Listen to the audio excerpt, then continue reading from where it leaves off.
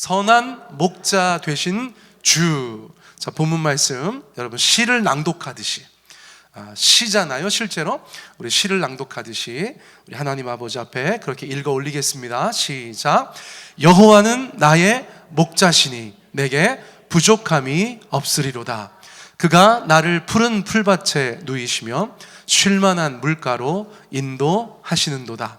내 영혼을 소생시키시고 자기 이름을 위하여 의의 길로 인도하시는도다. 내가 사망의 음침한 골짜기로 다닐지라도 해를 두려워하지 않을 것은 주께서 나와 함께 하심이라. 주의 지팡이와 막대기가 나를 안위하시나이다. 주께서 내 원수의 목전에서 내게 상을 차려주시고 기름을 내 머리에 부으셨으니 내 잔이 넘치나이다. 내 평생의 선하심과 인자하심이 반드시 나를 따르리니 내가 여호와의 집에 영원히 살리로다. 아멘. 여러분 시편 23편 아시죠? 시편 23편은 구약 성서에서 가장 유명한 챕터이죠. 장. 또 시편은 저희가 편이라고도 하기 때문에 그렇게 편이라고도 말씀드릴 수 있겠어요. 어쩌면 어떤 분들에게는 신구약 성서를 통틀어서 가장 의미 있고 또 친근한 그런 하나님의 말씀이다라고도 이해할 수 있겠습니다. 또 시편 중에서 시편 23편은 스펄전 목사님 같은 분은 시편의 진주다 그렇게 표현하셨어요. 그만큼 읽는 자들이 그 마음에 많은 힘과 위로를 느끼기 때문이겠죠. 자, 그래서 오늘 제가 요 6구절을 간단하게 말씀하면서 올 한 해, 새로운 한 해에 여러분들께서 선한 목자 되신 주님을 따라 사는 그런 인생들 되시라고 말씀 나누기를 원합니다. 자, 시편 23편 1절 저희가 다시 한번 읽어볼까요? 시작. 여호와는 나의 목자시니 내게 부족함이 없으리로다. 한 사람 한 사람이 다 고백하는 것입니다. 여호와가 나의 목자다, 그렇게 고백하는 것이에요. 우리 아버지의 목자, 우리 어머니의 목자, 내 자식의 목자가 아니라 나의 목자가 되어야 되는 줄 믿습니다. 여러분 한 분 한 분께서 하나님 앞에 착한 양 되실 뿐만 아니라 한 분 한 분의 선한 목자가 바로 우리 하나님 되셨으면 좋겠어요. 자, 시편 23편은 다윗이 쓴 시다 그렇게 알려져 있습니다. 여러분 다윗은 어린 시절에 어떤 일을 했습니까? 양을 치는 목동의 일을 했어요. 아버지의 양을 실제로 쳤어요. 그러니까 그가 하나님을 생각할 때 목자라는 이미지를 생각한 것은 굉장히 자연스럽다고 볼 수 있습니다. 유대인들은 목축하는 민족이었어요. 그러니까 구약 성서나 신약 성서나 막론하고 유대인들이 생각하는 하나님의 이미지는 창조주 하나님도 계시고 왕이신 하나님도 계시고 만군의 여호와, 전쟁하시는 하나님의 이미지도 있지만 항상 그들의 삶 가운데서 가까이 보는 목자의 이미지가 강력하게 있었다는 것입니다. 구약 성서에서는 시편 23편이 하나님은 목자시라고 얘기하는데 신약 성서에서는 예수님께서 내가 선한 목자다 그렇게 말씀하셨어요. 어느 정도 선한 목자인가? 나는 양들을 위해서 목숨을 내놓는 목자다 그런 말씀하셨어요. 여러분 너무 든든하지 않습니까? 저와 여러분을 위해서 예수님께서 목자 되시는데 우리를 얼마나 사랑하시는가 하면 그분의 생명과도 바꾸실 만큼 사랑하신다는 거예요. 여러분 하나님께서, 예수님께서 우리의 삶에 어떤 분 되시는가 너무나 중요한데 저는 그 중에서 선한 목자 되신다는 것이 그렇게 마음에 들 수가 없어요. 여러분 여호와 로이, 그 선한 목자 되신 그 주님을 여러분들께서 삶의 목자로 받아들이시길 바라요. 그런데 여러분 보세요. 다윗은 지금 자기가 양입니다. 목자이신 하나님 앞에 자기가 양이 되었어요. 근데 뭐라고 고백하는가? 내게 부족함이 없다라고 고백하고 있어요. 여러분 하나님의 양이시죠? 할렐루야. 우리가 어린 양입니다. 어린 양인데 우리가 진짜 양 같을 때가 있어요. 양들은 특징이 있다는 것입니다. 여러분 양 생각해 보세요. 양이 어떤 특징이 있습니까? 여러분 귀염귀염하죠, 그렇죠? 포동포동한 경우도 있죠. 그런데 실제로 양들을 잘 아는 분들께서 말씀하시기를 양들은 그렇게 똑똑하지도 않다는 거예요. 양들은 굉장히 눈이 나쁘다는 거예요. 그래서 평생 앞에 가는 엉덩이 그것만 보고 산다는 거예요. 멀리 보지 못한다는 거예요. 항상 그 근시안적이라는 게 무슨 말인 줄 알죠? 멀리 바라보지 못하고 가까운 것만 이렇게 바라보면서 사는 모양새를 가지고 있다는 것이에요. 또 양은 여러분들 생각해 보세요. 사자는 엄청 힘도 세고 막 이빨도 있고 발톱도 있고 다른 맹수들은 그런 것들이 있잖아요, 그렇죠? 또 다른 초식 동물들 생각해 봐도 나름대로 무기 같은 것이 있습니다, 그렇죠? 우리가 알고 있는 모든 초식 동물들은 나름대로 뿔이라도 하나 가지고 있어요. 그런데 우리가 아는 일반적인 양들은 그런 모습도 없다는 거예요. 그래서 양은 자기 스스로 지킬 수도 없고, 그렇다고 달리기가 엄청 빨라서 도망을 갈 수도 없고, 누군가의 인도하심과 돌보심 가운데에서 살아가야 되는 존재라는 것이에요. 자, 그러고 보니까 우리랑 되게 비슷하다는 거예요. 여러분, 인생이 하루 앞을 알지 못합니다, 그렇죠? 우리가 정말 하나님의 도우심, 그 목자의 인도하심과 돌보심이 있어야 되는 존재라는 것이에요. 그러니까 다윗은 그 모든 것들을 관찰하면서, 야, 내가 진짜 양이구나, 하나님은 정말 목자시구나, 그런 깨달음을 얻었던 것 같아요. 그런데 보세요, 하나님 앞에 양인 다윗이 내게 부족함이 없다라고 고백하고 있어요. 여러분, 내가 부족함이 없는 이유는 목자 되신 하나님께서 부족함이 없는 목자이시기 때문인 줄 믿습니다. 여러분, 아니 내가 부족한 게 왜 없어요? 저 사람 가지고 있는 거 내가 없잖아요. 저 인간이 가지고 있는 건 나는 못 누리잖아요. 그렇게 비교하면 부족한 게 있을 수도 있죠, 그렇죠? 그런데 양들이 목자한테 바랄 수 있는 것, 목자가 양들한테 반드시 해주어야 하는 것, 그것을 생각하면 선한 목자와 함께 있는 양들은 부족함이 없다는 거예요. 여러분, 제가 전에도 이 사진 한번 보여드렸어요. 호주에서 난리가 났던 사건이에요. 6년 동안이나 가출했던 양이 돌아왔는데 이런 모습으로 돌아왔다는 것입니다. 자, 6년 만에 나타났더니 양이 아니죠. 자, 이것은 어떤 짐승이라고 할 수 있을까요? 외계 생명체 같은 느낌으로 발견되었어요. 여러분, 저 옆에 있는 저 주인 아저씨 표정 좀 보세요. 잘 보이세요? 현대판 목자인데 저 목자의 마음이 얼마나 아프겠어요. 자, 목자가 저 양에게 해줄 수 있는 것은 무엇이냐? 여러분, 크게 두 가지입니다. 이거 잊지 마세요. 왜냐하면 우리가 선한 목자 되신 주님과 함께 살아가는 양이기 때문이에요. 우리 목자 되신 주님은 우리에게 무엇을 제공해 주시는가? 크게 두 가지라는 것입니다. 자, 하나는 인도하심이에요. 자, 따라해 보세요. 인도하심. 인도하심이 너무 중요한 거예요. 여러분, 양들은 자기가 혼자 돌아다니면 저렇게 되는 존재예요. 방황하는 존재예요. 길을 찾을 수 없는 존재예요. 목적지에 도달할 수 없는 그런 존재예요. 여기저기 헤매다가 악한 짐승한테 공격당하고 잡아먹힐 수 있는 존재예요.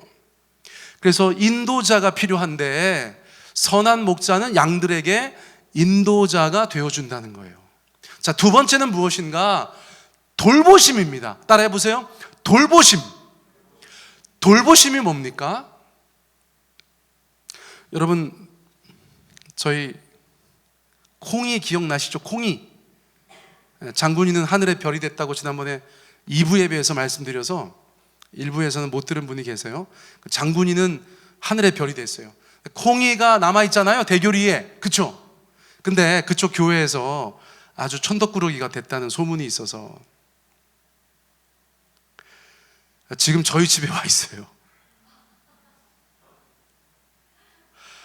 다른 분께서 그 강아지를 거의 구출하다시피 해서 데리고 계시다가 이 아이가 좀 아파서 편안하게 있을 것이 좀 필요하니까 공동 양육을 하자고 그분께서 제안을 하셨어요. 그래서 지금은 또 그 댁에 가 있어요. 저희가 교회 와야 되니까.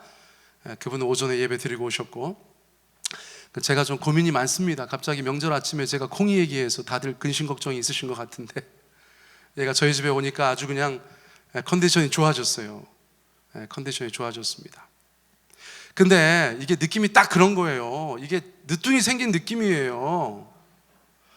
여러분, 저는 개를 집에서 키우는 거에 대해서 정서적인 저항감이 있는 사람입니다. 제가 강아지를 좋아하지만 마당에 있는 강아지 참 좋아해요. 거실에서 자꾸 돌아다니는 강아지는 좀 느낌이 많이 달라요. 그런데 밥도 챙겨줘야 되고, 지금 저희 집 5 식구가 아침 저녁으로 산책을 시킨다고 엄청 나갔다가 오는데 개가 운동을 하는 건지 사람이 운동을 하는 건지 모르겠더라고. 여러분, 이게 일이에요. 이게 보통 일이 아니에요. 지금 한 3주 됐나 2주 됐나 잘 기억도 안 나는데, 아무튼 여러분, 돌본다는 것은 엄청난 일이에요.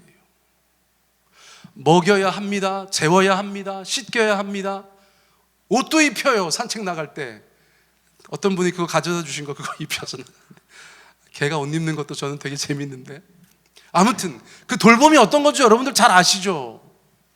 여러분, 목자가 양에게 하는 것이 그 돌봄이라는 것이에요.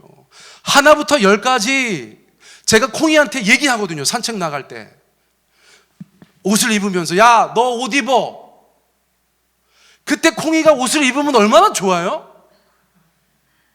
그런 개가 있으면 얼마나 편하겠어요. 근데 가만히 있는 거죠. 왜? 콩이는 옷을 못 입으니까. 하나부터 10까지 다 해줘야 되는 거예요. 양이 그런 거예요. 양이. 그러니까 목자 되신 하나님은 그 양들을 돌보신다는 것이 하나부터 10까지 그것을 다 해줘야 되는 그런 수고를 감당하는 것이라는 거예요. 자, 목자가 양에게 하는 일, 여러분 크게 2가지라고 말씀드렸어요. 이건 진짜 기억하셔야 되는 거예요. 첫 번째는 뭐라고 말씀드렸습니까? 인도하심. 여러분들의 삶을 인도하세요. 아멘. 2번째, 돌보심. 하나님께서 우리의 삶을 돌보고 계세요. 하나님께서 그런 일들을 안 하시면 어떻게 되는데요? 여러분, 저 화면에 있는 양처럼 된다니까요. 우리가 저런 모습이 아니라는 것은 하나님의 인도하심을 받고 있다는 뜻입니다. 우리가 저런 모습이 아니라는 것은 하나님의 돌보심 가운데 있다는 뜻이에요. 거꾸로 얘기하면 우리가 하나님께서 인도하시고 돌보시는 것이 아무것도 아닌 것처럼 느껴져서 그분을 떠난 삶을 살아갈 때, 여러분, 어디 가서 돈을 더 벌지는 몰라도, 어디 가서 더 예쁘게 살지는 몰라도 그 영적인 상태는 주님 보실 때에 저 양과 다르지 않게 된다. 그것을 저희가 분명히 기억해야 할 것입니다. 자, 그러므로 시편 23편은 하나님의 인도하심과 돌보심에 대해서 저희들 가운데 말씀해 주고 계세요. 자, 2절 말씀 같이 읽습니다. 시작. 그가 나를 푸른 풀밭에 누이시며 쉴만한 물가로 인도하시는도다. 선한 목자 되신 우리 주님께서 우리의 삶을 인도하세요. 그런데 보세요. 기본적으로 다윗이 말하고 있는 그 삶의 자리는 척박한 곳이에요. 여러분, 이스라엘 땅은 우리가 생각하는 그런 푸른 풀밭이 널려 있는 곳이 아닙니다. 자, 그러니까 목자가 양들을 먹이기 위해서 그 푸른 풀밭을 찾아야 하는 것이에요. 여러분, 굉장히 급한 물들이 있을 수 있어요. 그것을 잔잔한 물로 만들어주는 역할도 목자가 하는 것입니다. 자, 목자는 그 양들을 인도하면서 그들 스스로 찾을 수 없는 풀밭과 그들 스스로 찾을 수 없는 물가로 그 지친 양들을 인도해 주신다는 거예요. 여러분, 세상이 쉽습니까? 어렵습니까? 여러분, 제가 지금 초등학교 4학년 올라가는 윤지나 우리 세민이한테 물어보아도 사는 게 쉽지 않다고 대답할 거예요. 그렇죠? 여러분, 유치원 애들도 마찬가지예요. 하루하루 힘들어요. 어른들은 말할 것도 없어요. 그런 환경 속에서 주님께서 우리의 심령의 푸른 풀밭을, 또 우리의 마음에 쉴만한 물가를 그렇게 허락하시는 것이 바로 선한 목자의 역할인 줄 믿습니다. 그 하나님의 손길을 경험하는 우리는 하나님께 감사할 수밖에 없는 것이죠. 자, 3절로 넘어가요. 같이 한번 읽어볼까요? 시작. 내 영혼을 소생시키시고 자기 이름을 위하여 의의 길로 인도하시는도다. 또 인도하신다고 나와 있죠. 양들이 지칩니다. 힘이 듭니다. 때로는 병이 될 수도 있습니다. 여러분, 생명이 오락가락할 때가 있습니다. 그때 목자가 그 양을 어떻게 합니까? 소생시킵니다. 여러분, 소생시킨다는 것은 무엇입니까? 다시 생명으로 충만하게 한다는 것이에요. 이 땅을 살면서 어느 날 우리 심령이 너무 힘들고 사는 것이 너무나 지치고 여러 가지 일들에 치여서 힘이 하나도 없을 때, 여러분, 주님께서 우리 가운데 소생케 하시는 것들을 경험하시기를 축복합니다. 여러분, 심폐가 소생하는 것뿐만 아니라 여러분, 우리의 심령도 소생하는 인생들 되시기를 원해요. 올 한 해 저희 교회가 기도하면서 주님 앞에 시작하고 있어요. 여러분, 소생하시기 축복합니다. 우리 옆에 있는데 너무 힘없는 분들 계세요? 여러분, 너무 처져 있는 분 계세요? 여러분, 주님의 이름으로 축복하시기 바랍니다. 여러분, 그분들 위해서 기도하시기 바랍니다. 주님, 목자 되신 주님, 저 영혼이 소생케 하여 주시옵소서. 내 영혼도 소생케 하여 주시옵소서. 우리가 주님 앞에 그렇게 기도할 수 있는 것은 그분께서 우리의 목자 되시기 때문이에요. 자, 그리고 그분은 그분의 이름을 위해서 우리를 의의 길로 인도하시는 줄 믿습니다. 우리 어린 자녀들, 우리 청소년들, 청년들 미래에 대해서 여러 가지 근심 걱정이 있을 줄 알아요? 목사님도 그때 생각해 보면 그랬던 것 같아요. 그런데 예수님 믿고 나서 어느 순간부터 주님께서 나의 목자 되신다는 믿음이 생기니까 별 걱정이 안 들더라고요. 여러분, 하나님께서 그분의 이름을 위해서 여러분들을 가장 좋은 길로 인도해 주실 줄 믿습니다. 우리 자녀 세대만 대답해 볼까요? 여러분, 그렇게 인도해 주실 줄 믿습니다. 아멘. 예쁘게 대답해 주셨어요. 여러분, 주님께서는 우리를 인도하시는 목자가 되시기 때문이에요. 자, 4절 말씀 같이 읽습니다. 시작. 내가 사망의 음침한 골짜기로 다닐지라도 해를 두려워하지 않을 것은 주께서 나와 함께 하심이라. 주의 지팡이와 막대기가 나를 안위하시나이다. 여러분, 그런데 너무 좋은 목자님, 선한 목자, 착한 목자, 그분께서 우리의 삶을 인도하시는데 성경에서 이야기하고 있는 사망의 음침한 골짜기를 지나야 돼요? 안 지나야 돼요? 너무 무서운 골짜기로 목자님이 인도하시는 거예요? 당황했어요. 우리 목자는 그런 목자 아닌데, 나를 사랑하는 목자인데, 나를 아끼는 목자인데, 그분의 이름을 위해서 의의 길로 인도하는 목자인데, 그렇게 생각할 수 있잖아요. 그런데 그럼에도 불구하고 목자님께서 나를 잡고 그늘진 곳, 위태로워 보이는 곳, 높은 곳, 경사진 곳, 그곳으로 자꾸 인도해 가요. 양들이 어떨까요? 무섭겠죠? 당황하겠죠? 그래서 막 목자한테 얘기할 수 있어요. 목자님, 왜 이러세요? 저는 이런 데 가기 싫어요. 근데 목자님은 뭐라고 대답할까요? 여러분, 앞서 말씀드렸던 푸른 풀밭, 쉴만한 물가로 가려면 반드시 골짜기를 지나가야 되는 거예요. 여러분, 이 산에서 풀을 뜯었습니다. 이 산에서 물을 마셨습니다. 그러면 또 다른 풀밭으로 가야 될 거 아니에요. 또 다른 물가로 가야 될 거 아니에요. 여러분, 이 산에서 저 산으로 우리가 공간을 이동할 수 없잖아요. 순간 이동할 수 없잖아요. 따박따박 걸어가야 될 거 아니에요. 그러므로 사망의 음침한 골짜기처럼 보이는 그 골짜기도 양들은 반드시 지나가야 한다는 것이에요. 안 지나갈 수가 없어요. 인생을 살다 보면 선한 목자께서 우리의 목자 되신 것이 분명하고 나는 그분의 양인 것이 너무나 또렷한데도 내 삶의 여러 가지 것들이 사망의 음침한 골짜기를 지나가는 것처럼 느껴질 때가 있다는 거예요. 왜 그렇다는 것입니까? 어쩔 수 없이 그 자리를 지나가야 된다는 것을 목자님께서 아시기 때문이라는 거예요. 여러분, 그러니까 인생을 살아가시면서 그런 시절을 맞이하게 되어도 너무 당황하지 않기 바랍니다. 하나님의 목자 되심을 의심하시지 않기 바랍니다. 목자께서 그 자리에도 함께 계심을 감사하시기 바랍니다. 자, 여러분, 사망의 음침한 골짜기로 다닐지라도, 그러므로 다윗은 자기도 목자를 해보니까 하나님께서 왜 그러시는지를 알겠는 거예요. 그래서 해를 두려워하지 않는다라고 고백하는 것입니다. 그리고 그 순간에도 주께서 나와 함께 하심이라 라는 신앙을 고백하는 것이에요. 푸른 풀밭 쉴만한 물가, 거기서도 선한 목자 되신 그분께서 함께 하셨어요. 아멘. 사망의 음침한 골짜기, 여러분 거기서도 선한 목자께서 함께 하고 계신다는 것이 중요한 것입니다. 목자가 없이 사망의 음침한 골짜기로 들어가면 사망의 골짜기가 되는 거예요. 그런데 목자와 함께 사망의 음침한 골짜기로 지나가면 거기는 지나가는 골짜기가 되는 것입니다.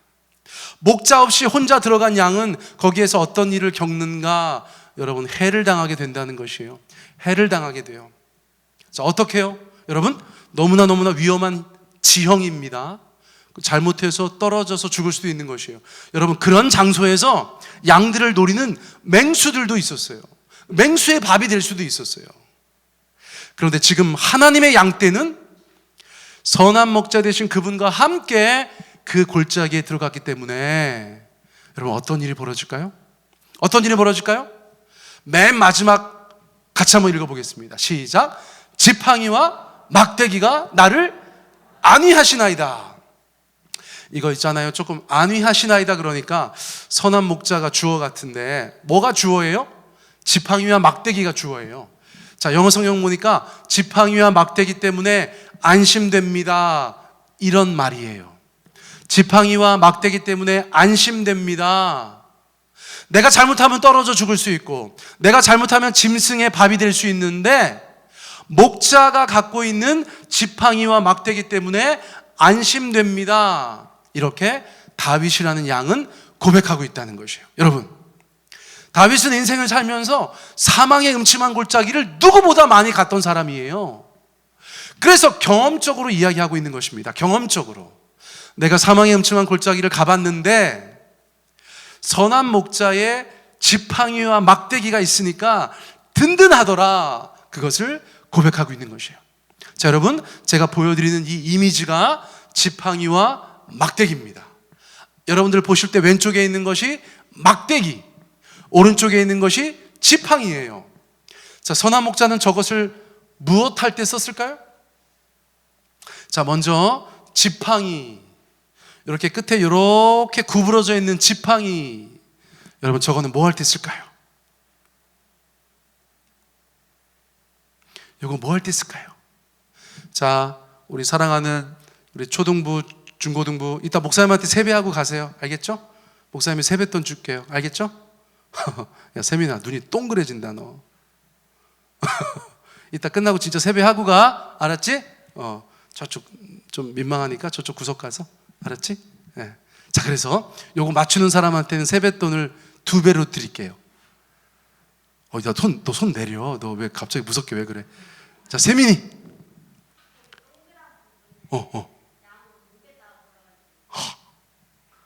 맞췄어.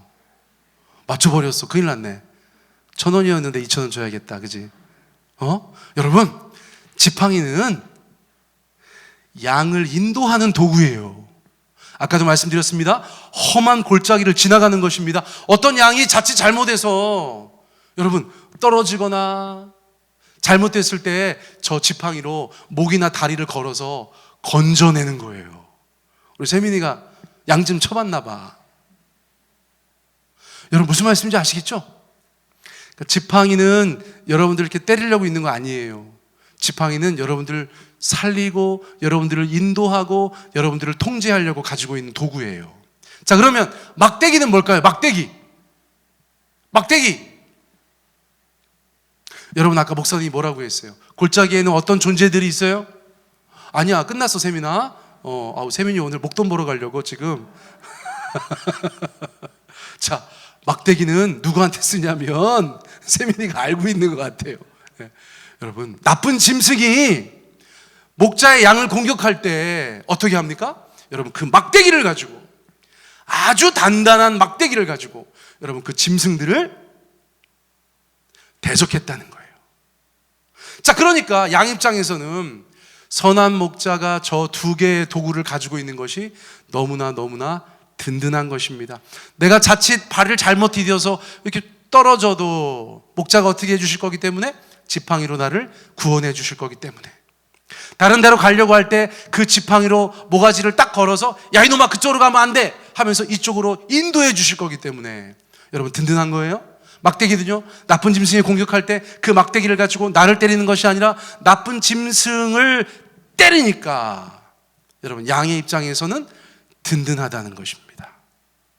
사랑하는 성도님들, 선한 목자 되신 주님께서 여러분들을 위해서 지팡이와 막대기를 가지고 계시는 것에 안심하시기 바랍니다. 우리가 어디로 좀 잘못 나가려고 해도 주님께서 지팡이로 인도해 주실 거예요. 근데 그때 조금 아플 수도 있겠죠. 이게 막 양의 모가지를 막 끌어대니까 아플 수도 있겠죠. 그런데 여러분 그 누구를 위해서 그렇게 하시는 거예요? 나 살으라고, 나를 살리시려고 그렇게 하는 거예요. 막대기 보고 두려워하지 마세요. 그거 가지고 나 때리는 거 아니에요. 악한 짐승, 나쁜 짐승을 때리는 거다. 여러분 그것을 기억해 주셨으면 좋겠어요. 자, 그래서 5절 말씀 같이 읽습니다. 시작. 주께서 내 원수의 목전에서 내게 상을 차려주시고 기름을 내 머리에 부으셨으니 내 잔이 넘치나이다. 여러분, 유대인들은 같이 밥을 먹으면 한 편이라는 뜻이었어요. 한 가족과도 같다는 뜻이었어요. 형제요 자매라는 뜻이었어요. 그런데 나쁜 짐승이 양들을 공격할 때 목자 되신 주님께서 그 원수들 앞에서 양들에게 뭐를 차려주세요? 밥상을 차려주셨다는 거예요.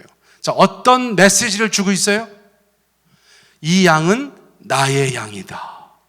이 양은 나의 양이다. 원수들이 그 목자의 양인 것을 확인하고 함부로 할 수 없었겠죠? 바로 그것입니다.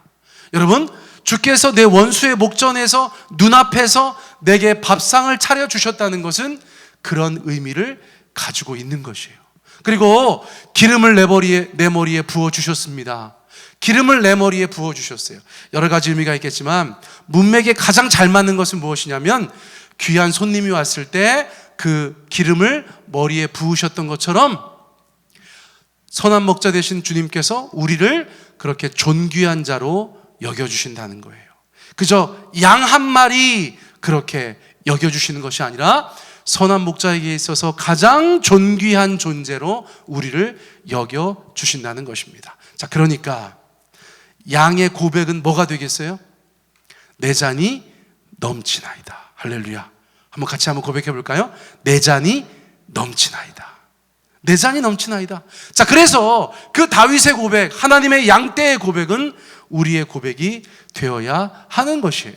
시편 23편 6절은 이렇게 끝이 납니다. 우리 같이 한번 읽습니다. 시작. 내 평생에 선하심과 인자하심이 반드시 나를 따르리니 내가 여호와의 집에 영원히 살리로다. 내 평생에 하나님의 선한 목자의 선하심과 인자하심이 반드시 나를 따를 것이다. 경험적인 고백이고 미래에 대한 확신이에요. 여러분, 토브와 헤세드예요. 선하심과 인자하심, 히브리 말로 토브와 헤세드. 서울에 가면 유명한 웨딩홀에 토브 헤세드가 있어요. 사장님이 장로님이신 것 같아. 굉장히 중요한 두 단어를 가지고 웨딩홀을 만드셨어요. 거기서 결혼하는 사람들의 평생에 토브와 헤세드가 반드시 따를 것이다 라는 것을 의도한 것이 아닌가, 뭐 그렇게 축복한 것이 아닌가, 그런 생각이 들어요. 여러분, 우리의 평생에 따라야 할 선한 목자의 두 가지, 여러분, 토브와 헤세드예요. 하나님의 선하심과 하나님의 인자하심. 여러분, 저와 여러분들의 삶에 올 한 해에 하나님의 선하심과 인자하심이 반드시 따르시기를 축복합니다. 하나님의 그 선하심, 하나님의 그 인자하심. 여러분, 인자하다는 말에는 구약 성서에 나오는 좋은 단어가 다 들어가 있어요. 사랑, 인애, 긍휼, 자비, 그런 단어들이 다 들어가 있는 단어가 헤세드라는 단어, 인자하심이라는 단어예요.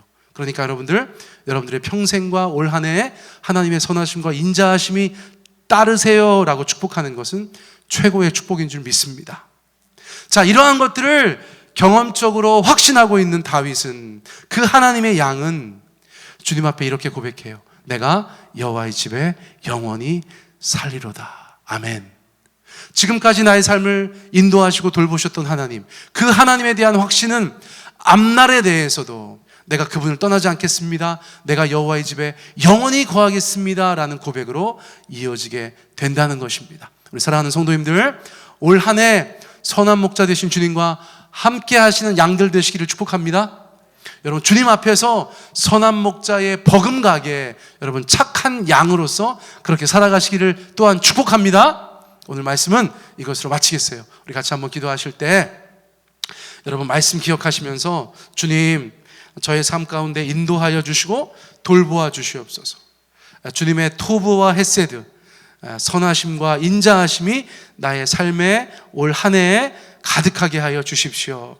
내가 주님을 잘 따르는 양이 되게 하여 주시고 아버지 나의 삶에 선한 목자 되어 주십시오. 우리 그렇게 주님 앞에 우리 한 차례 같이 기도하겠습니다. 함께 기도하겠습니다.